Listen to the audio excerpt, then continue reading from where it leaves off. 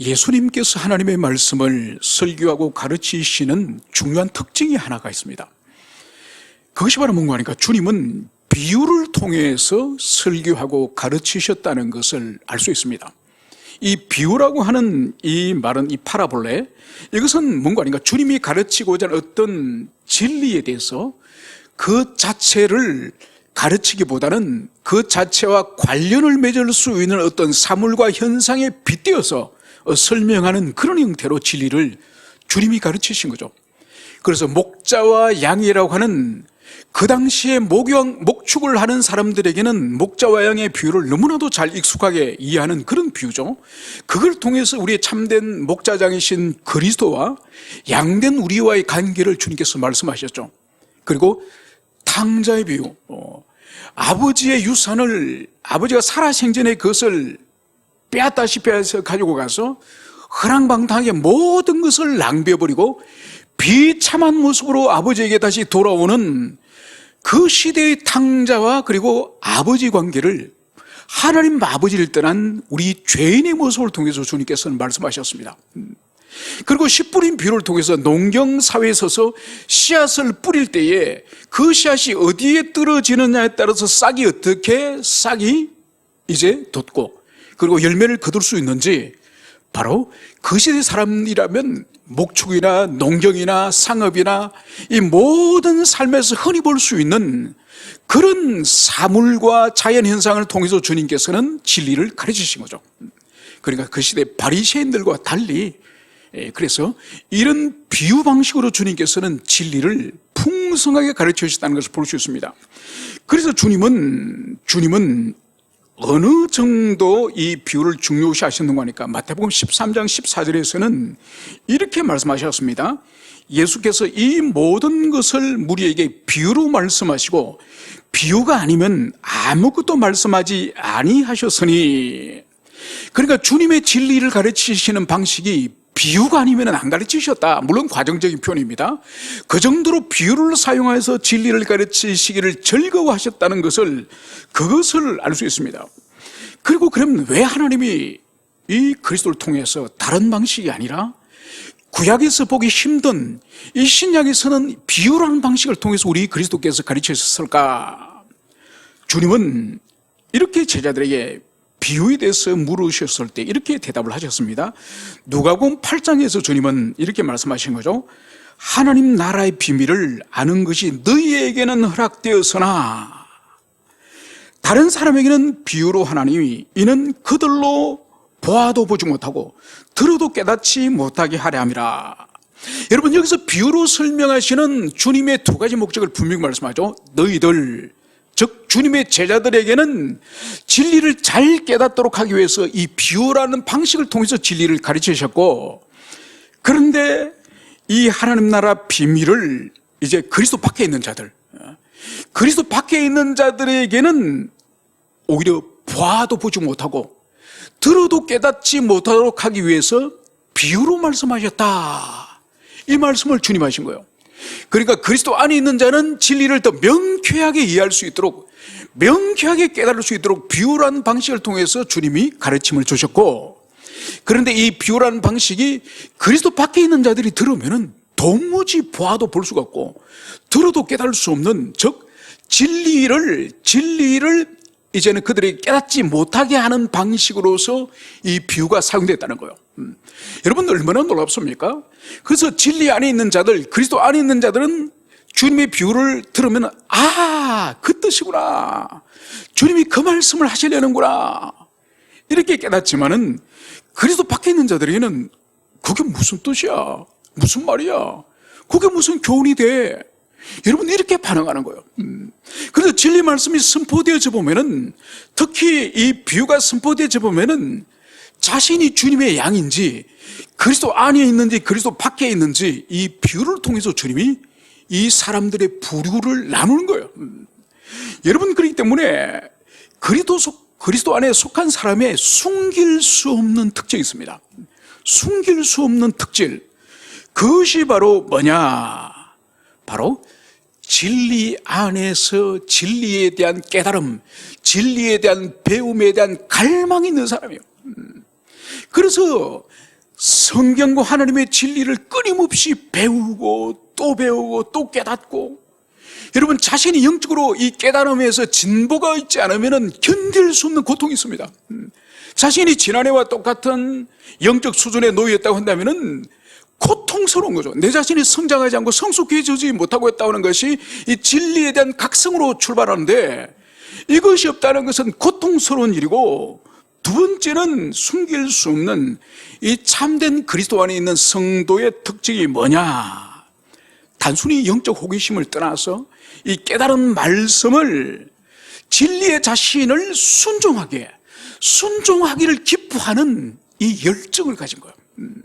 여러분 사실 진리에 순종하는 것은 대단한 희생과 또 헌신과 노력이 필요합니다. 여러분 그것보다가 아버지 하나님이 내가 이렇게 순종하는 것을 아버지 하나님이 기뻐하시고 주님이 기뻐하신다는 그것 때문에 자신이 땀을 흘리거나 눈물을 흘리거나 피를 흘리는 것을 기꺼이 감당하는 것이 바로 그리스도 안에 있는 자의 이 영적인 특징이에요. 그래서 여러분들 자신을 시험해 보세요. 나에게 과연 진리를 향한 끊임없는 열망과 진리에 대한 진리의 호기심이 내 심령에 일어나고 있는가? 그리고 그 깨달은 진리를 어찌하든 간에 나를 쳐서 복종하여서 순종하고자 하는 열정이 내 속에 있는가? 여러분 이 두 가지가 참된 진리 안에 있는 자인지 아닌지를 시험할 수 있는 좋은 시금석이라는 것을 여러분들이 가슴에 새기시길 바랍니다. 여러분 이제 이 6장의 말씀은 주님께서 이 5장 앞에까지는 특별히 주님이 안식일 날 치유사역을 하지 않습니까? 이 치유사역을 할 때에 이 예루살렘에서 바리새인들을 보내가지고 예수님의 이 안식일 날 뭘 하는지 감시를 하잖아요. 그래서 주님이 안식일 날 이 병자들을 주님이 치유하면서 이 바리새인들과 이 교권주의자들과 주님이 팽팽한 긴장 가운데 있습니다. 바로 그때 주님은 절망하지 않고 산으로 올라가셔서 기도를 하십니다. 그래서 밤을 새워서 기도를 하시고 이튿날 주님이 뭘 하시느냐? 제자들 가운데 12명을 선택하여서 사도로 세웠다. 그 말씀을 주님이 하셔요. 그러고 나서 이 제자들 이제 데리고 산 위에서 이제 산 아래로 내려옵니다. 그래서 누가복음에서는 누가가 주님이 제자들과 많은 무리와 함께 이제 산 위에서 평지로 내려오심에, 그래서 그 평지에 내려오니 수많은 사람들이 거기서 기다리고 있는 거예요. 거기서 주님이 가르침을 합니다. 이것이 바로 뭔가 아닌가? 산상수훈에서는 마태복음 5장, 6장, 7장에서 산 위에서 가르쳤다 그래서 산상수훈이 불리지 않습니까? 근데 주님은 이제 산 위에서 제자들을 선택하시고 평지로 내려오셔서 이제 이 가르침을 하였다고 해서 평지수훈, 그러니까 산상수훈에 대비되어지는 평지수훈이라는 말씀이 바로 6장, 7장 이르는 방대한 말씀을 지금 전하고 있습니다. 그 본질은 하나님의 나라에 대해서 말씀하죠. 그리고 하나님의 나라 가운데서 하나님의 나라에 속해 있는 하나님 나라 백성, 하나님 나라 심령의 이 인생들의 이 거듭난 새로운 시민들의 이 심령에 대해서 주님이 지금 쭉 말씀하세요. 그래서 오늘도 이 하나님 나라 백성의 이 거듭난 심령, 새로운 하나님의 백성은 어떤 마음을 가진, 심장을 가진 사람인지, 이것을 오늘 주님께서 계속적으로 이제 평지설교의 거의 마지막 부분에 이제 오늘 우리가 살펴보도록 하겠습니다. 오늘 주님께서는 39절 또 비유로 말씀하시되, 또 주님이 비유를 통해서 지금 이 교훈을 말씀하실 것을 주님께서 언급하십니다. 맹인이 맹인을 인도할 수 있느냐? 둘이 다 구덩이에 빠지지 아니하겠느냐? 여러분 주님께서는 어느 시대나 이 시각장애 맹인들이 있지 않습니까? 여러분 요즘은 이 눈 수술도 얼마나 정교하게 잘합니까? 그래서 이 눈 안에 이 각막을 깎아내고 그게 인공 각막을 뒤집어 씌우고 여러분 눈을 완전히 새롭게 개조를 하지 않습니까? 여러분 이런 눈은 2000년 전으로 돌아가면은 다 장님이에요. 아무도 손을 못 쓰면 오늘날 안경 끼고 있거나 라섹을 하는 사람은 대부분 2000년 전에는 장님으로 살아갈 거예요. 이 맹인의 특징이 뭔가요? 볼 수 없는 존재가 맹인이에요. 여러분 사물을 볼 수 없다고 한다면 이 맹인의 가장 중요한 기능인 분별의 능력을 없는 거예요. 그래서 주님 말씀하고 있는 이 여기서 맹인은 물리적으로 눈으로 볼 수 없는 맹인을 말하지만은 주님의 이 비유에서 상징으로 말한 이 맹인은 뭔가 하니까 진리를 분별할 수 없는 그 시대의 진리의 교사라 불리는 바리새인들, 서기관, 제사장들 말하는 거야. 그들을 주님께서는 맹인을 부른 거예요. 그 시대 최고의 박사들이고 존경받고 추앙받는 율법의 학자들이 있지만은 주님께서는 그들에게 너희들은 맹인이다. 문제는 이 사람이 자기 혼자 맹인이면 괜찮은데 그 시대의 하나님의 백성들을 인도하는 맹인이라는 거예요. 여러분, 맹인에게 인도받는 이 백성들은 또 누구라고요? 그들도 맹인이에요. 여러분, 그러니까 주님께서는 맹인이 맹인을 인도한다. 그러면 그 결과가 뭐라고요? 둘이 다 구덩이에 빠지지 아니하겠느냐. 여러분, 진리를 분별하지 못하는 이런 말씀의 교사는 자기 영혼만 망하는 것이 아니라 자신이 목양하고 자신이 섬기는 모든 영혼들에게도 진리가 아닌 비진리를 먹이기 때문에 같이 구덩이에 빠진다고 주님 말씀하시는 거예요. 여러분, 중세천년을 보세요. 중세천년. 여러분, 루트에 의해서 의인은 믿음으로 말미암아 사나리, 그리고 오직 믿음으로 구원에 이른다고 하는 이신칭의를, 성경 속에 있는 이신칭의를 루트가 발견하기 전까지 중세 천년 동안은 캄캄한 암흑의 시대였어요. 그래서 그 시대 천년 동안 사제들이 있었고 신부들이 있었고 온갖 로마 카톨릭의 이 교직 계열의 이 계급들이 있었지만은 그들이 맹인이었고 또 그들이 인도한 그 시대의 영혼들 또한 맹인으로서 수많은 사람들을 지옥으로 보낸 것이 로마 교회예요. 여러분, 그래서 보세요. 중세 시대 때는 읽으면 안 되는 검서들이 쫙 있지 않습니까? 여러분, 검서 가운데 성경도 검서에 포함되는 거예요. 성경을 읽으면 안 됩니다. 성경은 오직 사제들만 읽고 해석할 수 있는 권리가 있기 때문에 평신도들은 성경을 함부로 읽다가는 마녀로 낙인을 찍혀서 불태움을 당해 죽습니다. 여러분, 그래서 보세요. 선행을 행해야 된다, 고행을 행해야 된다, 금식을 해야 된다, 예루살렘 성지순례를 다녀와야 된다, 기부금을 내놔야 된다. 별별 인간의 행위를 통해서, 믿음은 상관없이 행위를 통해서 구원을 얻는다고 했던 그 중세의 그 암흑의, 진리로부터 멀어진 이 암흑의 시대에 얼마나 많은 맹인들이 맹인들을 인도하여서 지옥 구덩이로 빠지게 했습니까? 주님은 그것을 말하는 거예요. 그래서 주님의 시대 때도 그 바리새인과 그 서기관 율법학자들이 자신들이 백성들에게 율법의 교사라고 그렇게 목에 힘을 주고 다녔지만은 주님의 눈에는 그들이 맹인에 불과했고 그들이 이끄는 백성들 또한 맹인에 불과하였다는 것을 주님은 이것을 고발하고 있습니다. 여러분, 그래서 오늘날도 정말 우리에게 정말 이 땅에 교회를 위해서 우리가 기도할 것은 다른 선교도 해야 되고 전도도 해야 되고 물론 해야 됩니다. 그것보다 더 1순위로 중요한 것은 교회에 참된 진리가 증거되게 해 주십시오. 교회 강단에서는 더함도 없고 뺨도 없는 온전한 진리가 선포되게 해 주십시오. 이거를 제일 우선적으로 기도해야 되는 거예요. 여기로부터 바른 진리로부터 기도도 해야 되고 바른 진리로부터 전도도 해야 되고 선교를 해야 되는 것이지, 모든 그런 것들이 인간적인 어떤 열정들이나 인간적인 어떤 목표에 근거해서 그런 하나님의 사역이 일어난다고 한다면은 그것은 중세 교회가 재현되는 것에 불과하다는 이것을 여러분들이 가슴에 새기시길 바랍니다. 그러면서 41절은 주님은 이렇게 말씀하시는 거죠. 어찌하여 형제의 눈 속에 있는 티는 보고 네 눈 속에 있는 들보는 깨닫지 못하느냐. 너는 네 눈 속에 있는 들보를 보지 못하면서 어찌 형제에게 말하기를 형제여 나로 네 눈 속에 있는 티를 빼게 하라 할 수 있느냐. 외식하는 자여 먼저 네 눈 속에 있는 들보를 빼라. 그 후에야 네가 밝히 보고 형제 눈 속에 있는 티를 빼리라. 여러분, 주님은 오늘 이 티끌과 이 들보라고 하는 이 두 비유로 말씀을 하고 있습니다. 여러분, 티끌이라는 것은 우리가 알다시피 이제 2, 3월이 되면은 이제 바람이 많이 불지 않습니까? 요즘은 아스팔트에 뭐 먼지나 날릴 것이 별로 없지만은 시골길을 가다 보면 2, 3월 달에 바람이 확 불어오면은 저 멀리 석바람이 막 불어오면 정말 골치 아픕니다. 그래서 흙바람이 지나갈 때까지 눈을 감고 한참 있다가 눈을 뜨고 그렇게 하죠.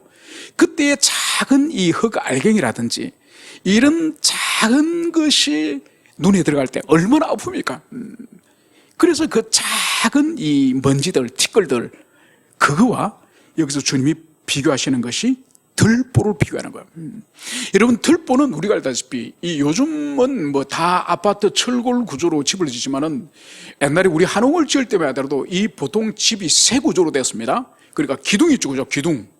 보통 기둥이 4개가 있죠. 그래서 기둥과 기둥 사이에 이 가로로 놓는 이것이 들보예요. 그래서 이 들보는 이 지붕에서 흙이라든지 기와라든지 이것이 무거운 것이 지붕에 올라가지 않습니까? 그러니까 수직 하중이 되겠죠? 중력에 의한 수직 하중이 지붕이 이렇게 아래를 누르면은 그 수직 하중을 떠받드는 것이 대들보예요.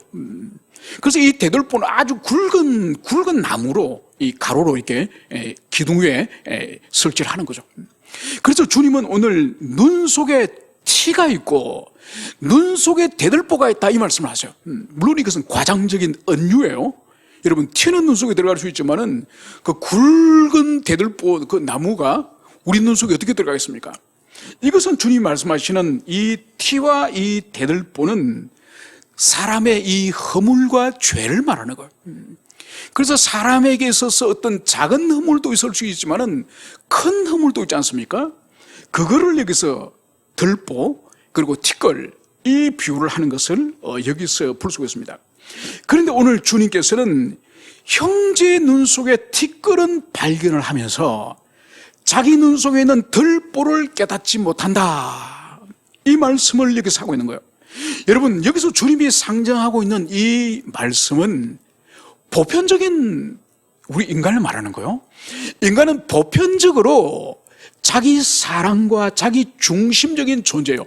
그러니까 자연인 상태를 말하는 거예요. 거듭나기 이전에 자연인 상태에서는 자기를 사랑하고 자기가 이 세상의 중심적이기 때문에 항상 허물을 보더라도 자기 허물을 보기보다는 다른 사람의 허물을 먼저 보이는 거예요. 여러분, 눈을 딱 떠보세요. 눈을 여러분이 딱 아침에 딱 뜨면은 자기가 보입니까? 아니면 천정이 보이거나 다른 사물이 보입니까? 여러분, 눈을 딱 뜨면 인간은 항상 다른 사물이 보여요. 그처럼 사람을 보더라도 항상 다른 사람이 쫙 보여요. 여러분, 이것이 거듭나지 못한 자연인의 영적인 상태예요. 그래서 자기 눈에는 항상 티끌이 있다고 생각하고 다른 지체의 영혼에는 큰 들보가 들어있다고 생각하는 것이 이것이 거듭나지 못한 자연인의 상태예요. 그래서 주님이 오늘 이것을 책망을 하시면서 오늘 주님이 무엇을 말씀하느냐, 너는 네 눈 속에 있는 들보를 보지 못하면서 어찌 형제에게 말하기를 형제여 나로 네 눈 속에 있는 티를 빼게 하라 할 수 있느냐. 여러분, 자기 눈 속에는 들보가 큰 들보가 지금 눈 속에 있는데 자기 눈 속에는 들보는 보이지 않아. 그런데 보니까 형제 눈에는 이 티끌이 있는 거야. 그러면서 형제여 내가 자네 눈에 있는 티끌을 뽑아줄게 이렇게 말한다는 거예요. 그래서 오늘 주님께서 그런 사람을 외식하는 자요. 여러분, 자기 눈에는 들보를 뽑지 않고 형제 눈에 작은 티끌을 뽑으려고 하는 이런 사람을 오늘 예수님은 외식하는 자요 이렇게 부른 거예요. 여러분, 외식한다는 말, 이 말 잘 안 사용하지 않습니까? 그래서 요즘 잘하는 청년들에게 너 외식하네? 이렇게 말하면 아니 오늘 어디서 밖에서 밥을 먹어요? 뭐 이런 말을 합니다. 전혀 그래 한문은 병기하지 않으니까 모르는 거죠. 그래 오히려 외식보다는 위선자가 더 우리가 이해하기 쉬운 거죠, 그죠? 여러분, 이 외식, 이 위선이라고 하는 이 헬라 그리스 단어가 뭔가 하니까 휘포크라테스라는 단어예요. 이 휘포크라테스가 무슨 의미인가 하니까 그리스 로마 시대 때 오늘날은 텔레비전에 영화가 있고 드라마가 있고 무슨 쇼가 있지만은 그 시대는 그런 매체가 없으니까 어떻게 하느냐, 각 도시마다 원형 경기장에서 직접 연극을 해요. 그래서 그리스 시대 때 희극과 이 비극이 유명하지 않습니까? 그래서 주인공이 마지막에 죽는 그런 이 비극, 그리고 아주 해피엔딩으로 끝난 희극, 이런 것들을 원형 경기장에 이 배우들이 모여가지고 그 벤치에 이 시민들이 앉아서 보면서 그 연극을 즐긴 거죠. 그때 배우들을 히포크라테스, 이 윗선자, 이 외식자가 바로 히포크라테스 배우들이에요. 여러분, 배우의 의미가 뭔가요? 만약 배너라고 하는 작품을 지금 연극을 한다고 한다면은 그 주인공은 배너라는 인물이지만은 그 연기를 하는 사람은 할리우드 배우예요. 그런데 그 할리우드 배우가 연기에 얼마나 몰입했으면은 자신이 2000년 전에 배너처럼 연기를 하지 않습니까? 마치 그것처럼 자기 속에는 진정으로 하나님에 대한 사랑이나 경외도 없고 지체에 대한 사랑과 불쌍견에 척연히 여기는 마음이 없는데 사람들 앞에서는 막 하나님을 사랑하는 것처럼, 그리고 지체를 사랑하는 것처럼 배우가 연기를 하듯이 연기를 한다는 것. 오늘 주님께서는 자기 눈에 이 들보를 뽑지 않고 지체의 눈에 있는 티끌을 빼내려고 하는 자를 향해서 주님은 너는 지금 외식하는 자다, 너는 배우처럼 연기하는 자다, 주님이 이 말씀을 하는 것을 여기서 볼 수 있습니다. 그래서 주님의 교훈이 뭔가요? 먼저 네 눈 속에 있는 들보를 빼라. 그 후에야 네가 밝히 보고 형제의 눈 속에 있는 티를 빼리라. 여러분, 주님이 분명히 말씀하시죠. 먼저 네 눈 속에 있는 들보를 먼저 빼라. 그 후에 네 눈이 들보가 빠지고 나서 밝아진 이후에 지체의 눈에 있는 티끌을 빼리라. 여러분, 이것은 기독교 신앙의 가장 중요한 본질을 주님 말씀하시는. 여러분, 기독교 신앙의 본질 가운데 하나가 바로 뭔가 하니까 기독교 신앙은 하나님의 진리와 이 진리라는 지식을 통하여서 다른 사람을 비판하는 것보다 먼저 자기를 성찰하는, 자기를 돌아보는 이 성찰의 이 종교가 우리 기독교예요. 여러분, 많은 사람이 지식이 많아지게 되면은 성경이 그 부분을 충분히 말씀하고 있지 않습니까? 지식이 교만을 가져온다고.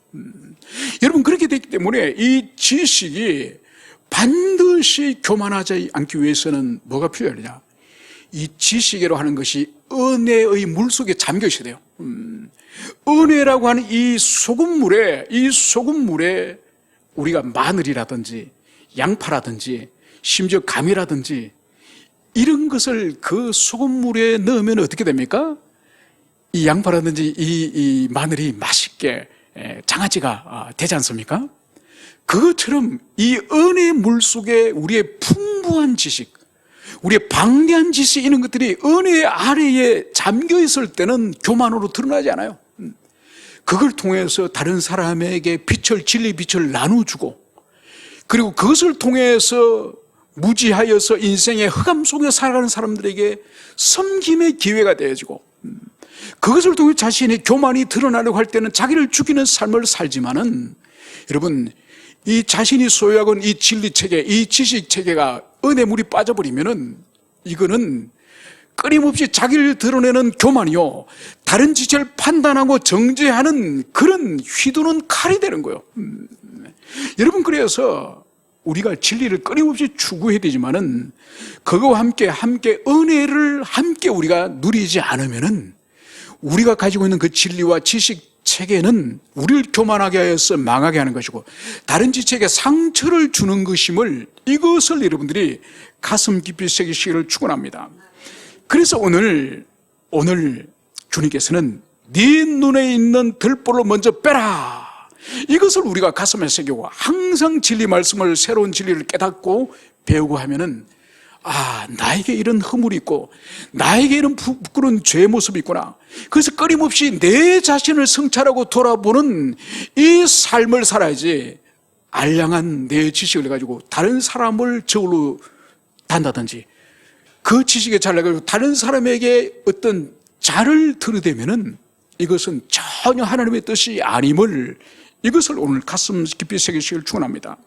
그러면서 오늘 주님께서는 이제 두 번째로 이제는 나무와 열매 비유를 오늘 하는 것을 볼 수 있습니다. 못된 열매 맺는 좋은 나무가 없고 좋은 열매 맺는 못된 나무가 없느니라. 여러분, 마태복음 산상수훈에서는 좋은 나무가 좋은 열매를 맺고 못된 나무가 못된 열매를 맺는다, 이렇게 직설적으로 표현한다면은 이 누가는 못된 열매 맺는 좋은 나무가 없고 좋은 열매 맺는 못된 나무가 없다. 그래서 이 표현의 방식이 마태와 조금 다릅니다. 그러나 본질은 마찬가지입니다. 사십사들, 나무는 각각 그 열매로 아나니 가시나무에서 무화과를 또는 찔레에서 포도를 따지 못하리라. 여러분, 그 나무가 무슨 나무인지 모를 때는 기다려보면 알아요. 한참 기다려보다가 꽃을 보면 알아요. 여러분, 배꽃과 사과꽃을 여러분 구분할 수 있습니까? 배꽃과 사과꽃? 배꽃은 무슨 색깔이죠? 흰색이에요. 사과꽃은 무슨 색깔이죠? 빨간색에 가까운 짙은 분홍색이죠. 그죠? 여러분, 그러면 또 한 가지 질문해 볼게요. 여러분, 복숭아가 있지 않습니까? 개복숭아 나무와 그냥 백도나 황도 나무를 여러분 구분할 수 있습니까? 구분 못 합니다. 꽃으로 구분 못 해요. 언제 구분할 수 있습니까? 끝까지 기다려서 백도는 이렇게 커지지만은 개복숭아는 요따합니다. 여러분, 그래서 결국은 이게 무슨 나무인지는 열매를 통해서 알게 된다. 이건 주님 시대에 그 팔레스타인의 포도나무, 무화과나무, 올리브나무, 그리고 나쁜 가시나무, 찔레나무, 이런 나무들에 대해서 지식이 있는 당시 유대인들에게 주님께서 그 지식을 전제로 해서 지금 말씀하시는 거예요. 그래서 그 열매를 통해서 그 나무가 어떤 나무인지 비로소 아는 것처럼 오늘 주님이 결론적으로 45절 이렇게 말씀하십니다. 선한 사람은 마음에 쌓은 선에서 선을 내고 악한 자는 그 쌓은 악에서 악을 내나니 이는 마음에 가득한 것을 입으로 말함이라.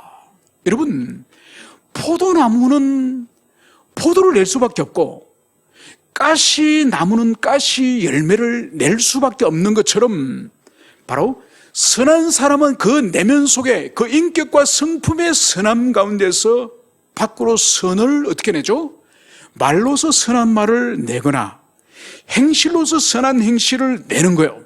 반대로 악한 자는 그 쌓은 악에서 악을 내나니, 여러분, 존재론적으로 내면에 악이 가득한 사람은 악이 내면에 쌓이고 쌓여서 이제 어떡합니까? 입에서 더러운 욕설이나 상처를 주는, 모욕을 주는, 아픔을 주는 그런 말을 쏟아내죠. 그죠? 여러분, 그래서 나무의 열매를 통해서 그 나무를 아는 것처럼 그 사람의 언행, 즉 그 사람의 말과 그 사람의 행실을 통해서 그 사람이 선한 사람인지 악한 사람인지 그것을 알 수 있다.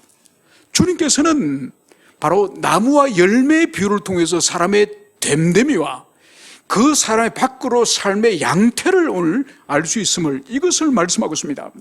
여러분, 그래서 절대로 이 나무됨과 나무의 열매는 분리될 수 없는 거예요. 분리된다면 그것은 있을 수 없는 일이죠. 그것처럼 우리도 마찬가지예요. 만약 그 사람이 쏟아내는 열매인 악한 말과 더러운 말과 이 부정한 행실과 이 모든 이 악한 삶의 형태는 사실 그 사람이 악한 존재이기 때문에, 존재론적으로 악하기 때문에 악한 것이 쏟아져 나오는 것이고, 그 사람의 선한 말이나 행실이나 그 아름다운 그 섬김의 삶들이나 이런 것들이 바로 내면 속에 있는 선하고 아름다운 인격으로부터 흘러나옴을, 이것을 말씀하시는 거예요. 그래서 절대로 존재와 그 사람의 이 밖으로 외적인 이 작용, 이것이 절대로 나누어지지 않는다는 것을 오늘 여기서 보여주는 거죠. 그러면 이렇게 질문할 수 있을 것입니다. 아니, 어떤 사람은 잘 하다가 어느 날 완전히 뒤집어지면서 속에 있는 것이 다 쏟아지던데요? 알고 보니 그 사람은 위선자던데요? 이런 질문을 할 수 있습니다. 맞습니다. 오늘 주님께서 말씀하시는 이것도 같은 맥락이에요. 그러니까 사람들을 속이고 사람들 앞에 눈 가림식으로서 선행을 하고 봉사를 하고 헌신을 할 수 있습니다. 그런데 이것이 일관되게 계속 할 수 있느냐? 안 됩니다. 위선자는 어느 순간에 한계를 반드시 드러내요. 한계를 반드시 드러내고 자신의 진면목을 반드시 밖으로 드러내는 거죠. 그래서 자신이 위선자이고 가식자인 것이 반드시 내면 속에 감춰진 것으로서 드러내게 됨을, 그것을 우리가 알 수 있습니다. 그러면서 오늘 마지막으로 이 평지설교의 마지막 결론 부분에 해당되어지는 두 건축자 비유에 대해서 이제 마지막으로 살펴보도록 하겠습니다. 46절, 너희는 나를 불러 주여 주여 하면서도 어찌하여 내가 말하는 것을 행하지 아니하느냐. 여러분, 예수님을 향해서 주여 주여 불렀다는 거예요. 여러분, 여기서는 이 헬라어로 큐리오스, 주를 말하는 거죠. 이 큐리오스가 구약의 히브리어로는 아도니아예요. 여러분, 구약에서 아도니아, 주여라고 불렀던 이 대상은 여호와 하나님이에요. 여호와 하나님만을 구약의 이 아도니아, 주여라고 불렀던 거예요. 그것이 헬라어로 그대로 큐리오스로 번역이 됐는데, 우리 예수님을 그 시대의 이 큐리오스, 이렇게 불렀다고 하는 것은 바로 주님은 성부 하나님, 여호와 하나님과 이 신적 본질에 있어서 바로 대등하고 건세와 영광에 있어서 대등하신 분이라는 것을 오늘 여기서 보여주고 있는 것입니다. 그래서 주님을 향해서 주님이요, 이 신적 고백을 한다니까요. 신적 고백을 하는데 주님의 시대도 어떤 사람이 있었느냐? 내가 말하는 것을 행하지 아니하느냐? 여러분, 지금도 우리 신앙 안에 있는 우리들의 끊임없는 고민과 끊임없는 우리의 갈등과 우리의 한계 상황이 바로 뭔가요? 입으로는 주님 주님 부르면서 삶이 어떡하죠? 삶이 하나님의 말씀에 순종하지 않는 거예요. 여러분, 이런 일은 지금부터 2000년 전에 우리 주님 시대 때도 주님을 따라다니면서 수많은 사람들이 주여 주여 말하면서도 주님이 그토록 많이 가르쳐줬던 그 말씀을 순종하지 않았다는 거예요. 그래서 주님의 이 가르침을, 이 평지설교를 끝내면서 주님이 오늘 이제 주님의 가르침과 그 가르침에 대한 반응에 대해서 오늘 말씀하시는 거, 이 두 건축자의 비유입니다.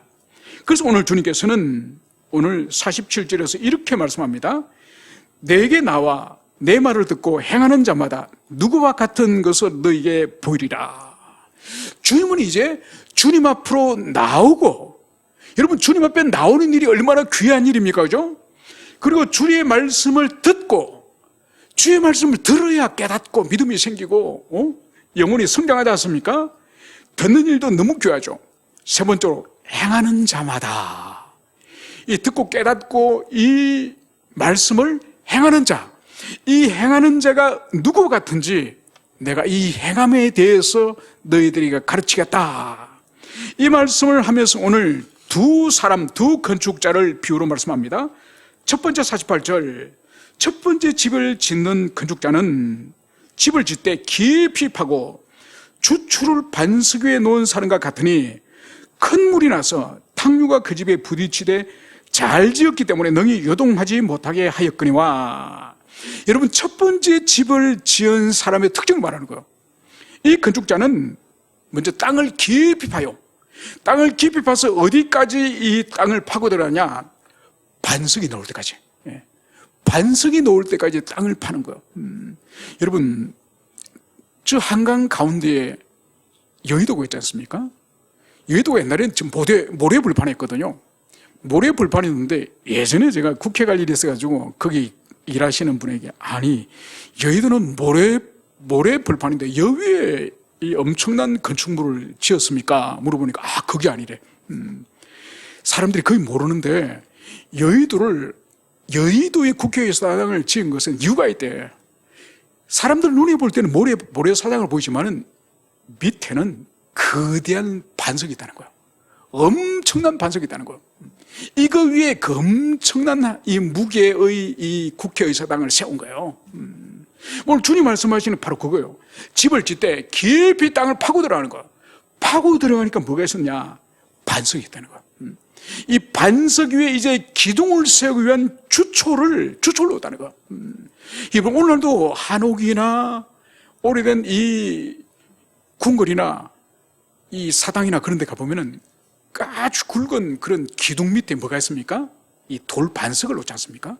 그래서 그 나무가, 기둥이 지진이나 무슨 바람이 불어도 밑에 이 반석이 돌이 탄탄히 받치고 있기 때문에 절대로 집이 요동하지 않는 거죠.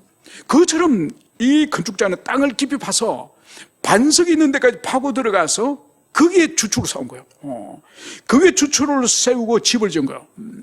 그래서 큰 물이 나서 홍수가 났다는 거죠. 홍수가 나서 탕류가 그 집에 부딪혔는데 이 반석 위에 집을 잘 지었기 때문에 능히 요동하지 못하게 하였거니 와, 흔들리지 않는 거예요. 반석 위에 집을 세웠기 때문에 집이 쓰러지지 않는 거예요. 그런데 두 번째 건축가를 이제 주님은 49절에서 이렇게 말씀합니다. 두 번째 건축가는 듣고 행하지 않은 자.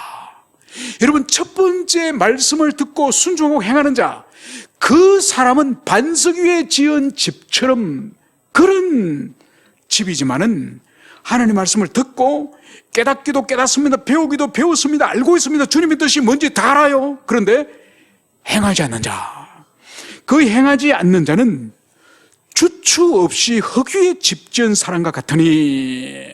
여러분, 아예 주축 없어요. 주축 없이 흙 위에 그냥 지붕만, 기둥만 4개 세우고 그 위에 지붕을 올린 거예요.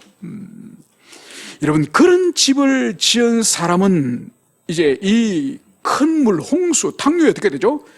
탕류가 부딪힘에 집이 곧 무너져 파괴됨이 심하니라.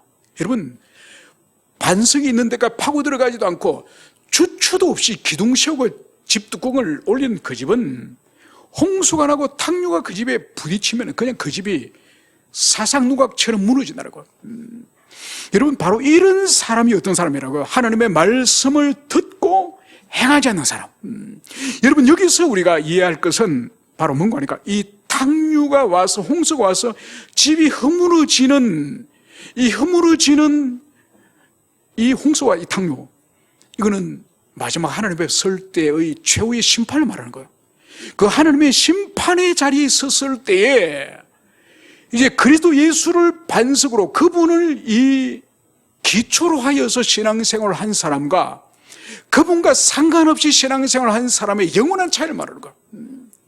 그래서 여러분, 순종의 삶을 사는 사람, 이 계시 말씀을 지키며 살아가는 이 사람이 바로 그리스도를 반석으로 한 신앙을 가진 사람이다, 이 말씀이요. 여러분, 그러면 그리스도를 반석으로 한 신앙이라는 게 뭘까요? 바로 이것은 마치 이 주추가 반석이신 주님 위에 딱 이 기둥이 세워져 있는 것처럼 우리의 존재와 우리 신앙이 주님과 연합되어 있는, 주님과 아주 깊은 연합 속에 있는 신앙을 말하는 거예요. 그러면 말씀을 듣고도 행하지 않는 신앙은 뭘까요? 바로 주님과 연합되지 않는, 주님과 깊이 연합되지 않는 그런 형식적인 신자를 말하는 거예요. 즉 무리만의 신자, 껍데기만의 신자를 말하는 거죠. 여러분, 그래서 반석이신 예수님을 기초로 한다고 하는 이 신앙은 바로 본질이 반석이신 주님의 당신의 몸을 찢으시면서 십자가에 달려셔서 우리를 위해서 모든 것을 내어주신, 심지어 자기의 생명까지 우리에게 내주신 그 사랑을 우리가 경험하고 그 사랑에 대해서 우리가 자기가 깨어지는 것을 경험한 그 신앙을 말하는 것. 여러분, 여러분들에게 지금까지 가장 고마운 사람이 누군가요? 여러분의 부모님이겠죠, 그죠? 여러분을 이 세상에 낳게 하시고 여러분을 자라게 하시고 키우시고 가르치신 여러분의 부모님이 가장 여러분들이 귀한 그런 분이겠죠. 그러나 여러분은 이 땅에서 태어나고 자라기는 하지만은 여러분을 영원한 천국으로, 영원한 죄 사함으로, 영원한 아버지 나라로 인도할 수 있는 사람은 이 세상에 아무도 없습니다. 부모도 못해요. 누가 하시느냐? 바로 자기 몸을 찢으셔서 피 흘리시고 죽으신 그리스도 예수, 그분의 사랑을 되짚고 우리가 영생과 아버지 나라 속으로 들어가지 않습니까? 여러분, 이거를 생각하면은 우리 주님의 사랑이 얼마나 큽니까? 그 큰 사랑을 우리가 받은 거예요. 그걸 우리 주님의 말씀으로 표현하면 1만 달란트의 빛을 탕감을 받은 거예요. 여러분, 탕감을 받았다고 한다면, 그것이 진짜로 탕감받은 것이 우리 속에 감격이 있다고 한다면, 여러분, 우리가 100데나리온을 다른 사람에게 빌려주는 거나 100데나리온을 탕감을 해주는 거나 우리가 작은 주님께서 우리에게 요구하는 것을 순종하는 것을 우리가 꺼려할 수 있겠습니까? 여러분, 그렇게 절대로 할 수 없습니다. 주님은 우리에게 자신의 모든 것을 주셨는데 여러분, 우리는 아무것도 주지 않겠다고 한다면 그 사람은 사실은 주님을 아직 만난 게 아니에요. 사실은 아직 1만 달란트의 그 탕감을, 감격을 받지 못한 거예요. 그래서 오늘 주님께서는 너의 신앙이 반석이신 그리스도의 그 기초 위에 있느냐, 있다고 한다면 반드시 순종의 자리로 나갈 것이다. 주님께서는 이 말씀을 오늘 여기서 하고 있습니다. 그래서 오늘 이 말씀을 통해서 우리 자신을 깊이 돌아보기 원합니다. 다른 사람 돌아보지 말고 과연 나에게는 예수님이 자기 생명을 버리시면서까지 우리를 구원하셨는데 그 구원의 감격이 1만 달란트의 탕감의 감격이 나에게 있는지, 그것이 있다고 한다면 너무나도 사소한 내 삶에 있어서 사소한 문제들, 사소한 순종의 문제, 모든 것을 주님 앞에 내어놓고 주님 앞에 순종의 삶으로 살아갈 수 있도록 하나님, 제 자신을 쳐서 복종할 수 있는 그 은혜의 힘을 하나님 저에게 주십시오. 이렇게 기도하는 우리 모두가 되었으면 좋겠습니다. 함께 우리 기도합시다.